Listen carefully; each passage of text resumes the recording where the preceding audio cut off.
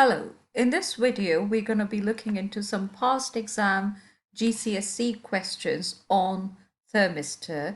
So if you have watched my previous video on thermistors, you would find the questions quite easy. If you need to revise thermistor, then I would recommend that you watch the video first before looking into this particular video. So let's look into the first question. So typical GCSE question, you've been given some diagram and then you'll have multiple sub-questions underneath that major one. So it will all be related to that particular diagram that's been given. So there's a circuit here. So figure 1 shows the apparatus used to investigate how the current through a thermistor depends on the temperature of the thermistor. So you've got a beaker with water and there's a thermometer. Which one of the following is the correct symbol, circuit symbol for a thermistor? So we know that this one, a rectangle with an arrow going through, is the symbol for a variable resistor. This one has got the sign of a resistor with light falling through, so that's the symbol of an LDR. And this particular symbol where you've got a rectangle with this particular line going through, this is the symbol for a thermistor. So you would just tick, because the question says tick, so that's what you'll do. So that would be 1 mark.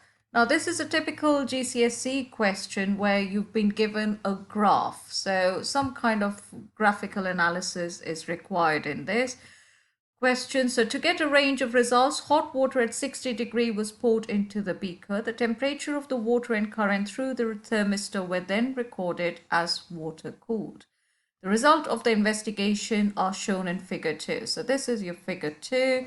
Temperature is measured here. So you've got temperature here, current is noted. So you've got current readings in amps, temperature in degrees Celsius. So the shape of the graph looked like this. Now you've got the data, your temperature is ranging from about 12 degrees to 60 degrees Celsius. Now they're saying suggest one way the temperature could have changed to give a wider range of temperature. So what could you have done to change the range of temperature used? So here you've got readings from 12 degrees Celsius to readings up to 60 degrees Celsius. So what could you have done? So you could have used hotter water. So you could have used either hotter or colder water. So you could have done either way. So hotter could be, you could say above 60 degrees. So you could provide a range. Or if it is colder water, you would say any temperature below 10 degrees. So, sorry, 12 degrees Celsius. So that would give you, this would be a 1 marker question. So you just said one way. So you could pick up any range of answers.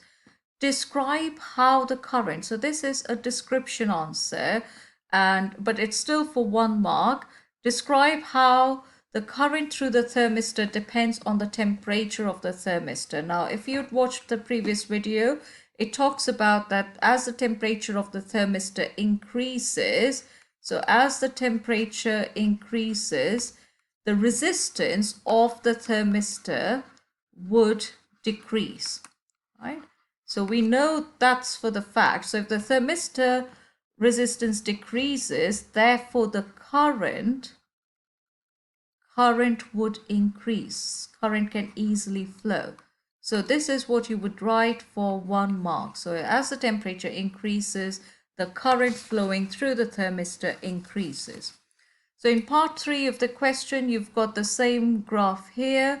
You've got to find out, determine the current through the thermistor at 40 degrees Celsius. So 40 degrees Celsius is here. So now you would just use a ruler to find out where you've got 40 degree, what is the temperature, what is the current flowing. So you will come across that readings and you would say 0.02. So you would use a ruler to show how you've obtained that reading. So that is a straightforward 1 mark question. Now at 40 degrees Celsius, the thermistor has a resistance of 250 ohms. So R is equal to 250 ohm. Use your answer to part 3. So you've got to use that answer here. So that answer is current is equal to 0.02 amps. And we know in this question R is equal to 250 ohms. So what we've done so far is we've collected the data. We've got that information so far. Now we need to calculate the potential difference. Potential difference is V.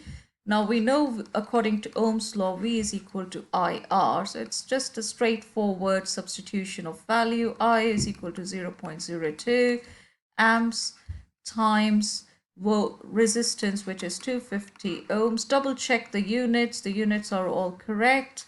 And this, when you multiply, you get that. So your answer is 5 volts. And this would be a 2-mark answer. So make sure you show the working out. To avoid errors, show the units, double check the units in this particular question, and always. So the next part of the question is all about the potential difference stays the same. What conclusion? So you've got if the V is equal to IR, if V is the same, what do you conclude about the resistance of the thermistor as the temperature decreases? So you've seen from that particular graph that the resistance is increasing because V is equal to IR. V is equal to IR. V is staying the same. And you know that as your temperature is, as the temperature increases, the current flow is increasing. Therefore, you can say that if the temperature increases, the current flow increases, therefore the resistance would decrease. But the trick is, the question is asking what happens when the temperature decreases. So in that case, the answer would be the resistance is increased. So that is a 1-mark question. So far we've looked into one question and we've decoded that question in detail.